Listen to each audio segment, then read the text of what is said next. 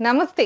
Kiran TV భక్తి ప్రేక్షకులకి స్వాగతం. ప్రస్తుతం మనతో పాటు ఉన్నారు తంత్ర జ్యోతిష్కులు డాక్టర్ భార్గవ దేవన గారు. నమస్కారం సార్. నమస్కారం అండి. గురుగారు, మీరు వచ్చేసి చిన్నమస్తాదేవి ఉపాసకులు. అసలు చిన్నమస్తాదేవి మాకైతే కనుక, అంటే నాకే కాదు, కొంతమంది చాలామందికి అయితే వారణాసి మూవీ దాకా పెద్దగా వెలుగులోకి, అంటే పాపులారిటీలోకి రాలేదు. వారణాసి మూవీ వల్ల చాలామంది చిన్నమస్తాదేవి అంటే ఎవరో తెలుసుకోవాలన్న కుతూహలం కూడా చాలామందికి వస్తూ ఉంది. అసలు ఈ అమ్మవారి ఉపాసన, మీరు వచ్చేసి అనంతపూర్ కదా గురుగారు, ఎక్కడో ఉన్న అమ్మవారు, ఎక్కడ టెంపుల్, అసలు మెయిన్ ప్రాసిద్ధ్యం ఎక్కడ టెంపుల్ అమ్మవారిది?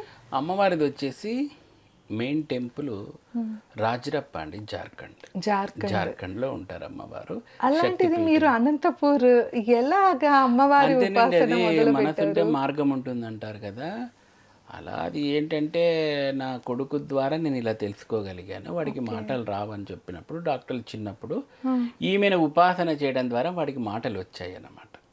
సో అది ఒక నా జీవితం. ఏ వయసులో గురుగారు ఇది? అదేనండి, వాడికి జస్ట్ 3 years అలా ఉన్నప్పుడు కొంచెం సరిగా ఇది లేదు, స్పీచ్ డిలే ఇవన్నీ ఉన్నాయని చెప్పారు. సో అప్పుడు నేను తాంత్రికంగా అమ్మవారిని పూజ చేయడం ద్వారా అది నేను రెక్టిఫై చేసుకొని క్లియర్ చేసుకున్నాను నా కొడుకు విషయంలో. అంటే మీకు గురువులు ఎవరైనా చెప్పారా?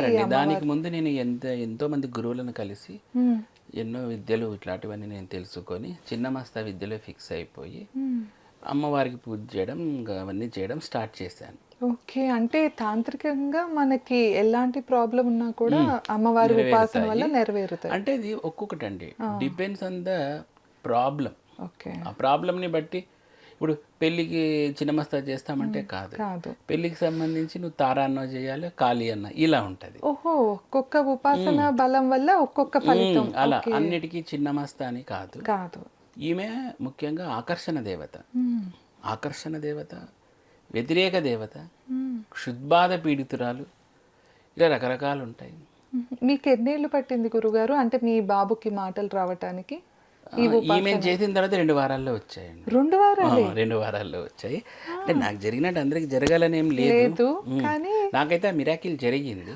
అది ఎక్కడో మరి ఎన్ని వేల సంవత్సరాల నుంచి ఈమెను ఉపాసన చేస్తున్నానో ఏమో, మరి నాకు ఈ జన్మలో అదృష్టం మళ్ళీ కనెక్ట్ అయ్యాను. అంటే ఆ ప్రాప్తి ఉంటే కనుక మనం ఆటోమేటిక్ గా కనెక్ట్ అవుతామని చెప్పచ్చు. ఇప్పటికి ఎన్నేళ్ళు అయింది మొదలుపెట్టి? నేను ఇప్పుడు మొదలుపెట్టి 4 to 5 years దాకా అవుతుంది. అంటే ఆ 2 వారాలు మీరు ఉపాసన చేశారన్నారు కదా, అంటే నిత్యమా గురుగారు, ఎట్లా అంతేనా? నిత్యం కొన్ని రకాల కల్ట్స్ ఉంటాయండి, ఆ కల్ట్ ప్రకారం మనం చేయాలి. బయటకు చెప్పకూడదు, కొన్ని గుప్త విద్యలు కదండి. ఈమెకి బేసిక్గా ఈమె పాపులారిటీ కోరుకునే దేవత కాదు, ఎక్స్పాన్షన్ శక్తి ఇట్లాంటివన్నీ ఈమె దూరం ఉంటుంది అన్నమాట. గుప్త విద్య, భయంకరమైన గుప్త విద్య. అంటే గురువుగా ఎవరైనా గురుముఖంగానే మనం చేసుకోవాలి, రహస్యంగా తీసుకొని నేర్చుకొని అవన్నీ నేర్చుకొని ఏదో ఉపాసన చేసుకోవాలి. అంటే ఇంట్లోనేనా లేకపోతే బయట? లేదండి, బయటే. ఇంట్లో చేయొద్దు, వీళ్ళంతా తీవ్ర దేవతలు, ఇంట్లో చేయకూడదు. సో అలా బయట చేయాలి. ఈమెకు కొన్ని రకాల ఈ బలులు ఇట్లాంటివి కొన్ని సమర్పించాలి. ఈమె బలిప్రియే, రక్తప్రియే, నరమాంస ప్రియే అంటారు ఈమెను.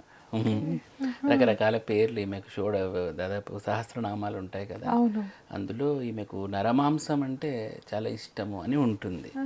రక్తము ఇట్లాంటివే చేయాలి. మనం ఏదో పళ్ళు పెడతాము, కీర్ చేసి పెడతాం, పాయసం పెడతామంటే ఒప్పుకోదు. ఫ్రెష్ బ్లడ్ని ఈమెకు ఇవ్వాల్సి ఉంటుంది. ఆమె నేచర్ అంతే. క్షుద్బాధ పీడితురాలు, ఆకలి దేవత. అది ఎట్లా అంటే, ఆకలి దేవత అంటే ఏంటంటే వీళ్ళ అసిస్టెంట్లు ఉంటారు, శాకిని, వర్ణిని అని చెప్పి, వాళ్ళ ఆకలి తీర్చడానికి తన తలను తానే నరుక్కుంటుందన్నమాట. ఆమెకు ఆకలి అవుతా ఉంటుంది. అందుకనే అమ్మవారి విగ్రహానికి తల ఉండదు.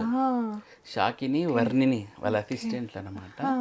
చిలికత్తెల్లాగా జయ విజయలు అని అంటారు కొంతమంది శాకిని వర్ణిని అంటారు. ఒక మందాకిని అనే నదికి పోతారు. దీని ముందర చాలా కథ ఉందిలేండి.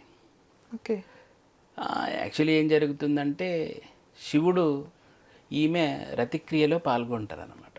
పాల్గొన్నప్పుడు అంటే చిన్నమస్తా కాదు, అప్పటికి ఇంకా చిన్నమస్తా కాదు, మామూలు ఆమె పార్వతి ఇట్లా సతీలాగా పాల్గొన్నప్పుడు సతీలే, పార్వతి కాదు, ఉన్నప్పుడు ఏమవుద్దంటే శివుడు సడన్గా తను యోగంలోకి వెళ్ళిపోతాడు, వదిలేసి, అంటే ఆ కార్యాన్ని స్టాప్ చేసేసి వెళ్ళిపోతాడు. దీంతో ఆమె ఆ మధ్యలో ఆయన స్టాప్ చేయడంతో ఈ విరహ వేదనకు గురవుతుంది. గురైపోయి ఆమె ఎర్రగా మారిపోతుంది, మందారం కలర్లో. మందారం పువ్వు ఎట్లుంటుంది అట్లాంటి కలర్లో ఆమె మారిపోతుంది. అది తాపాన్ని చల్లగా చేసుకోవడానికని తను ఇట్లా వెళ్తూ ఉంటుందన్నమాట. వెళుతూ ఉంటే మార్గ మధ్యంలో మళ్ళీ రతి మన్మధులు కనిపిస్తారు మీకు. వాళ్ళ పనిలో వాళ్ళు ఉంటారు. దాంతో ఈమెకు తగ్గాల్సిన ఆ కోరిక ఇంకా పెరిగిపోతుంది. ఇంకా అసిస్టెంట్లతోనే వెళ్ళిపోతూ ఉంటుంది. అంటే ఇదొక లెజెండ్, చాలా లెజెండ్స్ ఉన్నాయి చిన్నమస్తా మీద. సో ఇలా వెళ్తూ ఉన్నప్పుడు ఈమె నదిలో స్నానం చేస్తుంది. అప్పటికే చాలా దూరము వాళ్ళు ఇది చేయడంతో ఈ శాకిని వారిని మాకు ఆకలి అవుతుంది అని అంటారు. అంటే అప్పుడు ఈమె బయటికి వచ్చి ఆ అలల తాకిడికి ఆమెకి ఇంకా ఇది అయిపోతుంది అన్నమాట ఆ బాడీ.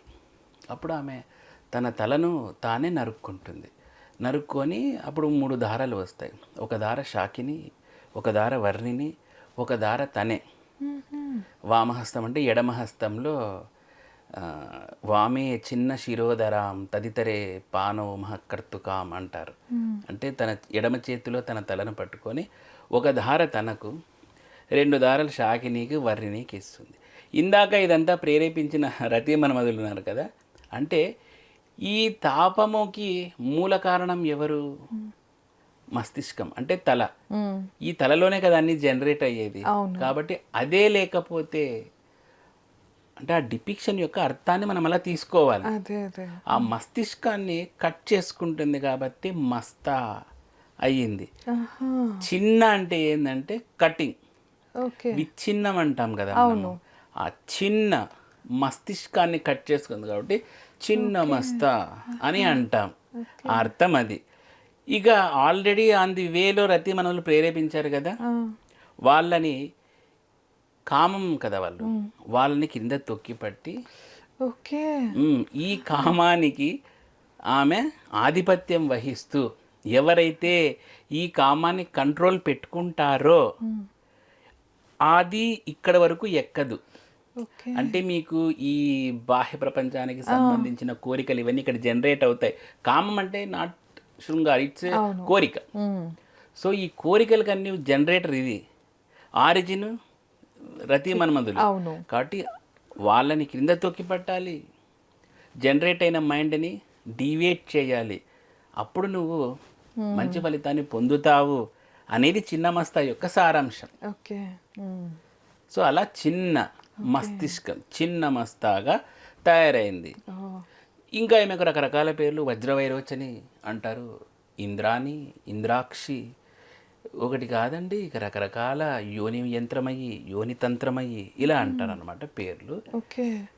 ఎవరెవరు ఎలా పిలుచుకుంటే అలా అన్ని తాంత్రికంగానే ఉంటాయండి. ఇది చిన్నమస్తా ఫార్మేషన్. ఇది ఒక లెజెండ్.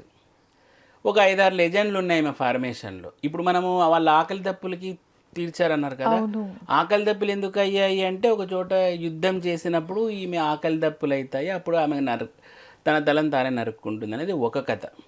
ఇలా 5-6 లెజెండ్ స్టోరీస్ ఉన్నాయి ఆమె మీద. ఏది ఏమైనప్పటికీ ఆమె డిపిక్షన్ తెలిపేది ఏంటి, కామాన్ని నువ్వు అదుపులో పెట్టుకున్నప్పుడే మనం అనుకున్న సంకల్పం అన్ని నెరవేరుతుంది, విల్ పవర్ అనేది సాధిస్తావు అనేది ఆమె చూసి అర్థం చేసుకోవాలంతే. ఆమె నగ్నంగా ఉంది, రక్తం గారుతోంది అనేది అవి కాదు. సో మాకు తెలియని ఎన్నో విషయాలు అయితే ఈ వీడియోలో తెలియజేశారు గురుగారు. ఇప్పటిదాకా చిన్నమస్తాదేవి విగ్రహం ఎందుకు అలా ఉంటుందో నాకే కాదు చాలా మందికి అయితే తెలిసి ఉండదు. అదైతే మీరు చాలా స్పష్టంగా తెలియజేశారు. సో విన్నారు కదా, ఇంకా మీకు ఎవరికైనా తాంత్రిక విద్యల మీద కానీ లేకపోతే ఎలాంటి సమస్యతో ఇబ్బంది పడుతున్నా కింద గురుగారిని కనుక సంప్రదించాలి అంటే కింద నెంబర్ ఇస్తున్నాం, తప్పకుండా కాంటాక్ట్ అవ్వచ్చు. ధన్యవాదాలు. నమస్కారం.